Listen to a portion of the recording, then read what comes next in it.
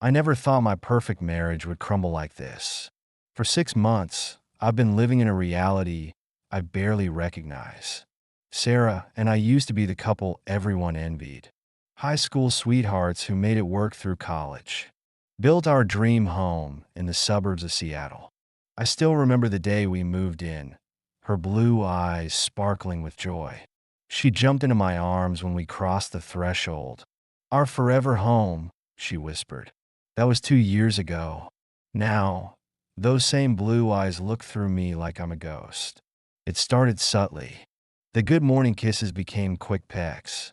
Then they stopped altogether. Our dinner conversations, once filled with laughter and dreams, turned into silent phone scrolling sessions. I'm a software engineer at Amazon, so I know about being absorbed in technology. But this was different. Sarah would spend hours on her phone, her face illuminated by the blue light. When I'd ask about her day at the boutique where she worked part-time, she'd give one-word answers. Fine. Busy. Whatever. I tried everything I could think of. Surprise date nights at her favorite restaurants. Fresh flowers every Friday. Even booked that trip to Hawaii she'd been hinting at for months. Each attempt was met with increasing indifference. The Hawaii tickets sitting used in my desk drawer. I'm too busy, she said without looking up from her phone. Too busy for paradise? The Sarah I knew would have packed her bags before I finished the sentence. Last night, I reached my breaking point. We were sitting on opposite ends of our sectional sofa, the one we spent weeks choosing together. The TV played some Netflix show neither of us was watching. I reached across the space between us, trying to hold her hand. She pulled away like my touch burned her. I'm tired, she muttered, standing up. I think I'll go to bed early. But I could hear her phone buzzing upstairs for hours after. This morning, I decided enough was enough. I made her favorite breakfast, blueberry pancakes with real maple syrup. The smell used to bring her running downstairs. Today, she grabbed a protein bar and her car keys. I'm late for work, she said, already halfway out the door. I sat alone at our kitchen island, staring at the perfectly plated pancakes. Something had to change. I pulled out my laptop and searched for marriage counselors in our area. Found one with great reviews, Dr. Patricia Chun. When I suggested it to Sarah via text, her response was immediate. I don't need some stranger telling me how to live my life. Followed by, stop trying to control me. Control her? I nearly dropped my phone. In 7 years of marriage, I'd never tried to control anything about Sarah. She chose her career, her friends, even the color of our house, sage green, though I voted for blue. That night, I decided to confront her directly. No more tiptoeing around the issue. I waited until she came home, unusual. LOI late again. She breezed past me, designer bag swinging, heels clicking on her hardwood floors. Sarah, we need to talk. She froze mid-step, her back to me. About what, Michael? Her voice had an edge I'd never heard before. About us. About what's happening to our marriage. She turned slowly, her expression unreadable. Nothing's happening to our marriage. You're being dramatic. I felt my frustration rising. Dramatic? Sarah, you won't even let me touch you anymore. My body, my choice, she snapped. The words hit me like a physical blow. What? Sarah, I'm your husband. I'm not some stranger trying to. That's exactly the problem, she interrupted. You think being my husband gives you certain rights. Rights? I'm talking about basic human connection. She crossed her arms, her designer bracelets jingling. I've evolved, Michael. I've learned about patriarchal oppression. I couldn't believe what I was hearing. Patriarchal oppression? Sarah, I supported your dreams while keeping me financially dependent, she shot back. You never wanted me to pursue a full-time career. That wasn't true. I'd encouraged her to follow her passion for fashion. Supported her decision to work part-time while building her Instagram following. Never once complained about being the primary breadwinner. Sarah, you chose your current work situation because you manipulated me into it. Her voice was rising, echoing off our vaulted ceilings. I can't believe you're rewriting our entire history. I ran my hand through my hair, trying to stay calm. What happened to you? When did you start seeing me as the enemy? Her laugh was cold, brittle. Maybe I finally opened my eyes. She turned on her heel and stormed upstairs.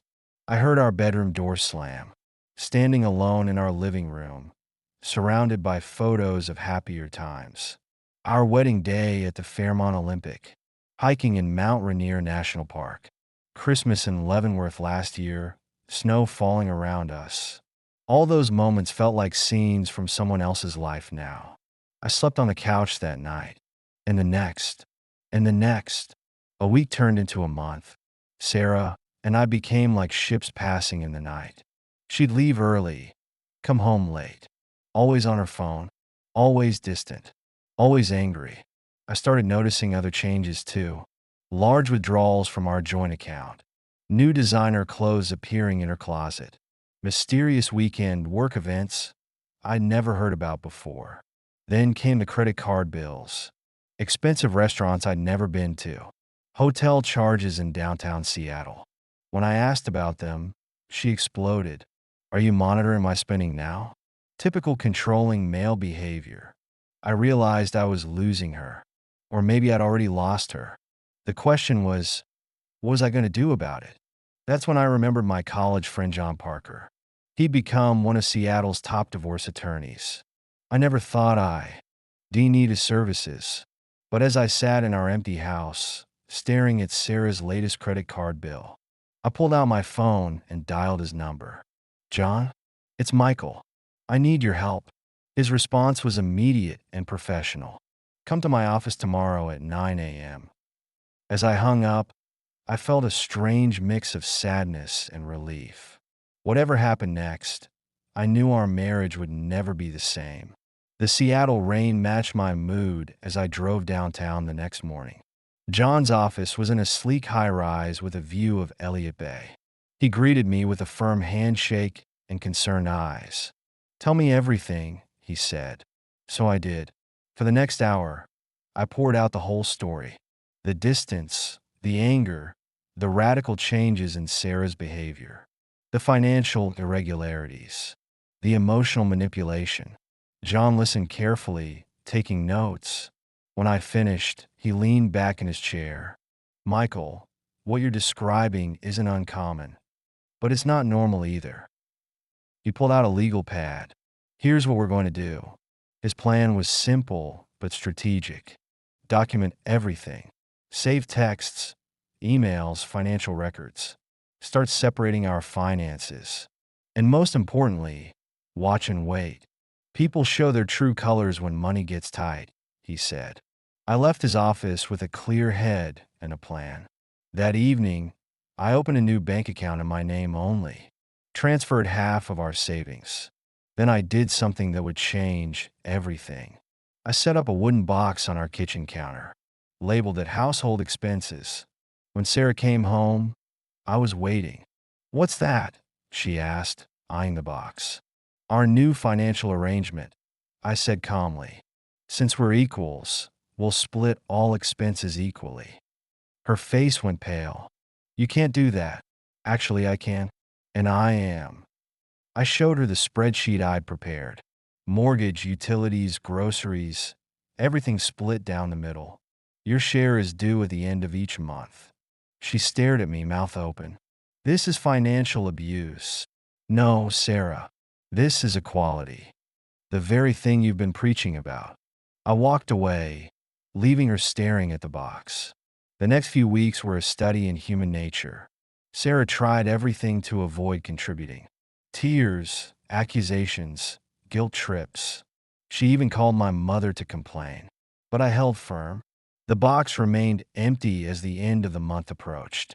And with each passing day, I saw more clearly what our marriage had become. A one-way street where I gave and Sarah took. Until now. John was right. Money changes everything.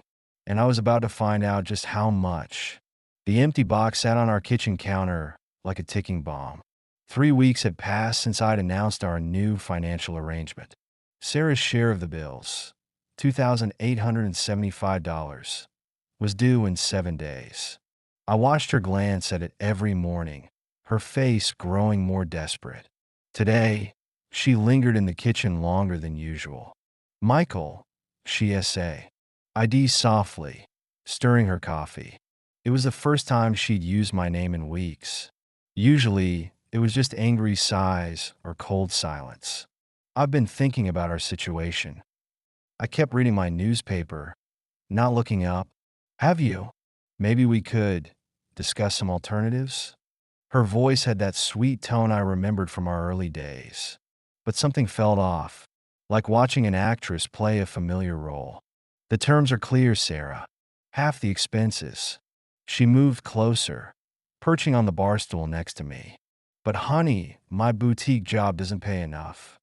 "Then maybe it's time for a change." She touched my arm lightly. I felt myself tense at the unexpected contact.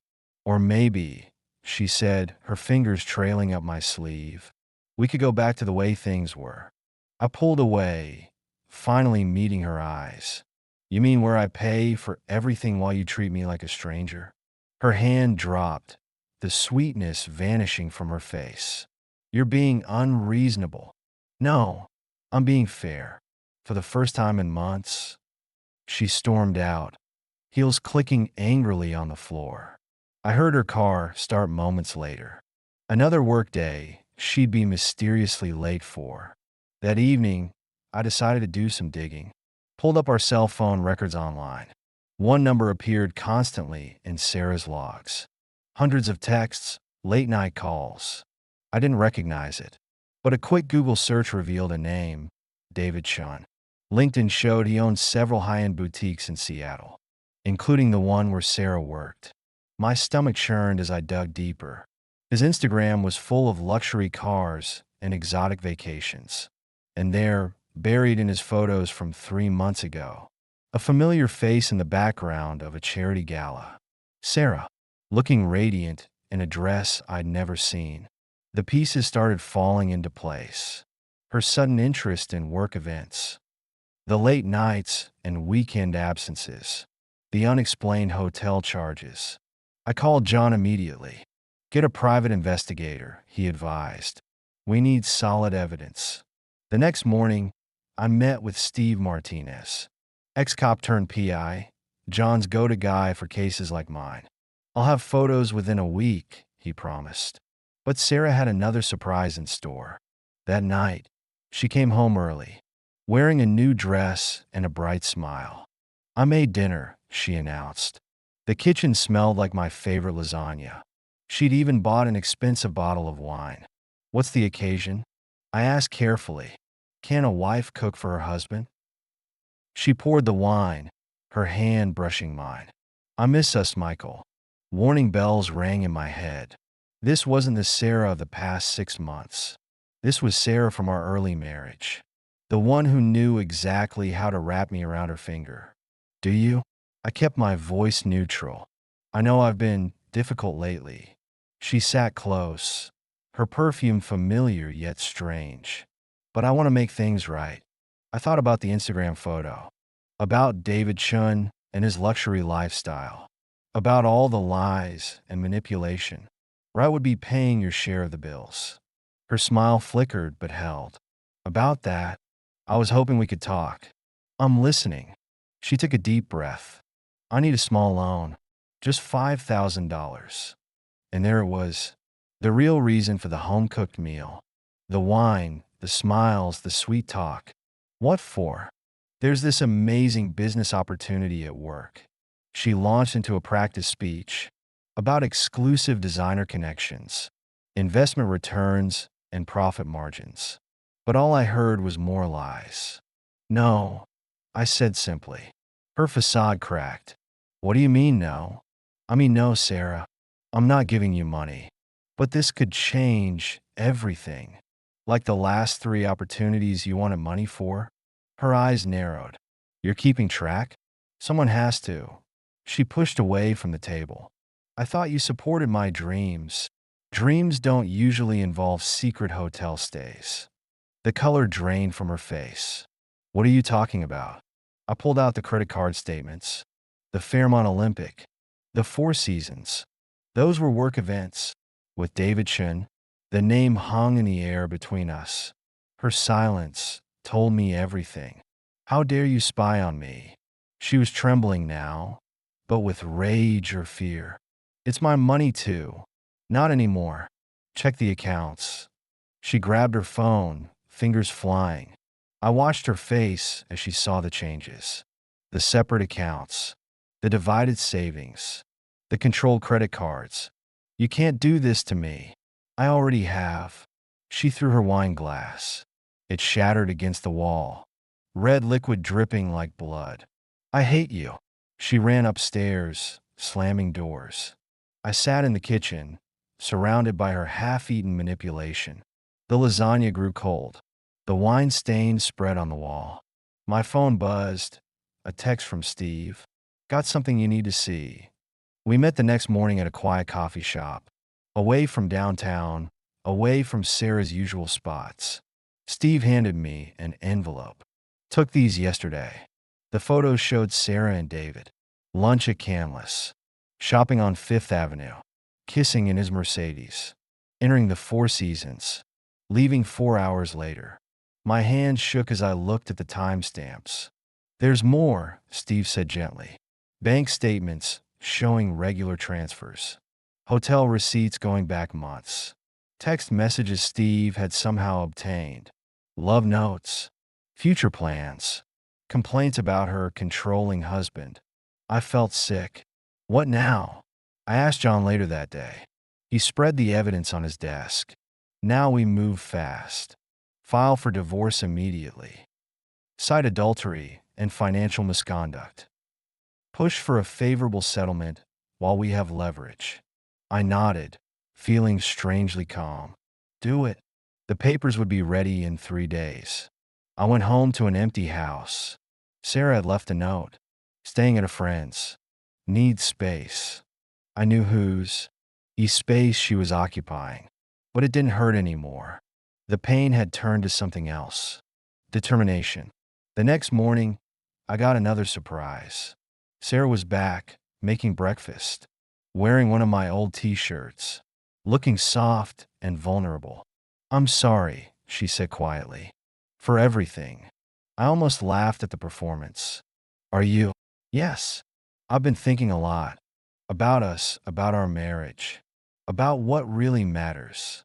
She stepped closer, eyes wide and pleading. Can we start over? I thought about the photos in my briefcase, about her lover's Mercedes and hotel rooms, about all the lies and manipulation. No, Sarah, we can't. Her lower lip trembled. Please, Michael, I love you, like you loved me yesterday. At the Four Seasons, she froze. What? With David. The color drained from her face. I don't know what you're talking about. I pulled out the photos, spread them on our kitchen island. Her world collapsed in glossy 8x10s. Sarah stared at the photos, her hands trembling. You had me followed? Her voice was barely a whisper. No, Sarah. I had a cheater followed. She looked up, tears streaming down her face. It's not what you think. Really? Because I think it's exactly what it looks like. I laid out the bank statements next. Regular transfers from his account to yours. Hotel rooms every Tuesday and Thursday. Designer clothes I never knew about. She sank onto a bar stool, mascara running. Michael, please. I can explain. Save it for your lawyer. I pulled out the manila envelope, the one John had prepared. Divorce papers, already filled out. Her eyes widened as I placed them before her. No, you can't be serious. Dead serious. She flipped through the pages frantically. But what about our history? You killed our history with every lie. Every secret meeting. Every night you made me feel worthless. She tried touching my hand. I pulled away like her touch was poison. We can fix this, she pleaded. I'll end it with David. I'll get a full-time job. I'll do anything. I almost pitied her desperation. Almost. The time for fixing things is over. Sign the papers, Sarah. She pushed them away violently. Never. You can't make me. You're right. I can't. But David might change his mind when his wife sees these. I pulled out another envelope. Her face went chalk white. You wouldn't. Try me. You've turned so cruel, she whispered. I laughed without humor. Cruel? You want to talk about cruel? How about lying to your husband for months?